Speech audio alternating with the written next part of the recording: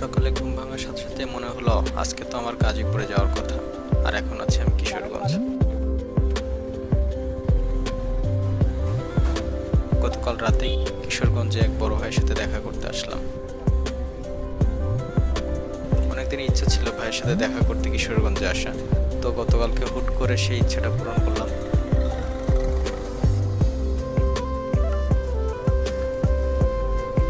আস্তে আস্তে রাত 8:30-9টা বেজে গিয়েছিল এবং সকালে উঠেই বের হচ্ছি। এখন যাব গাজীপুর ছুটি রিসোর্টে। গতকাল রাতে ফ্রেন্ডরা ফোন দিয়ে বললো যে আজকে সবাইকে গেট টুগেদার করতে। যেই ভাবা সেই কাজ, চলে যাচ্ছে আগে বন্ধুদের সাথে দেখা করতে গাজীপুর।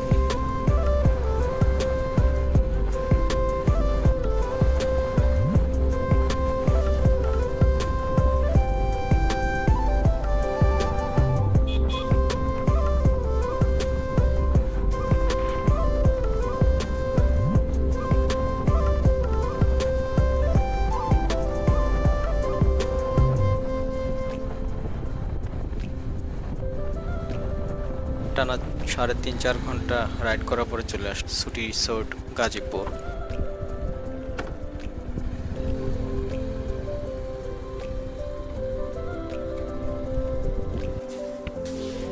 এসে দেখি বন্ধুরা সবাই সুইমিং পুলে সাঁতার কাটছে।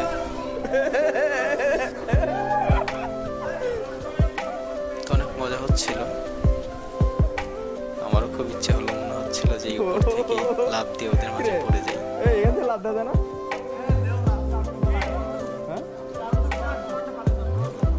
তাই না?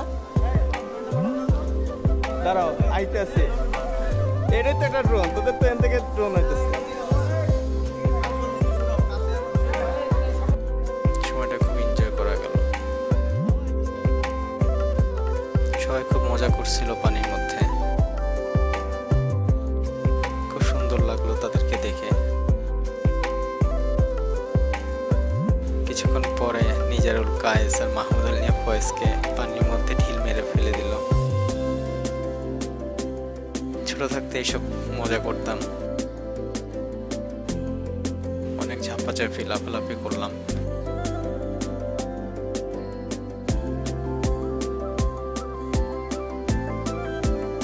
পানিতে ভেসে থাকার মজাই আলাদা। জীবনের ক্লান্তিগুলো অনেকটাই হ্রাস পায় এসব বন্ধুদের সাথে অল্প গুজব, আড্ডা, ঘোরাফেরা করলে।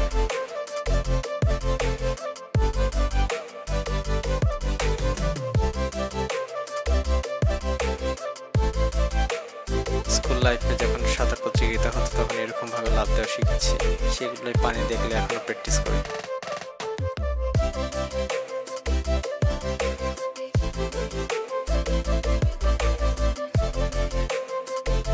আমি বসে বসে তাদের ভিডিও করছিলাম। ভিডিও করার শেষে আমি নামলাম।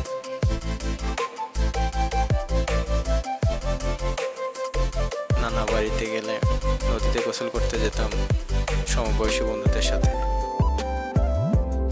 সেখানে 2-3 ঘন্টা সময় কাটানোর পর যখন বাড়িতে ফিরতাম না, তখন নানি অথবা আম্মু লাঠি নিয়ে যেত নিয়ে আসার জন্য। নিজের কাঁধের উপর উঠে আমি কয়েকটা ডিগ বাজিয়েও দিলাম।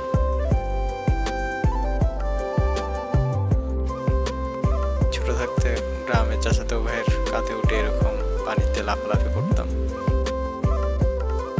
ভালো লাগে, সময়টা খুব বন্ধু বান্ধবের সাথে এনজয় করলাম।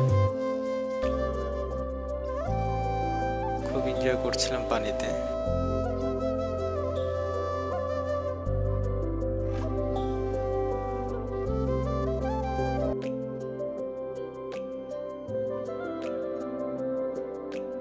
কিছুক্ষণ পরে অবশ্য ডলফিন সাঁতার দিলাম।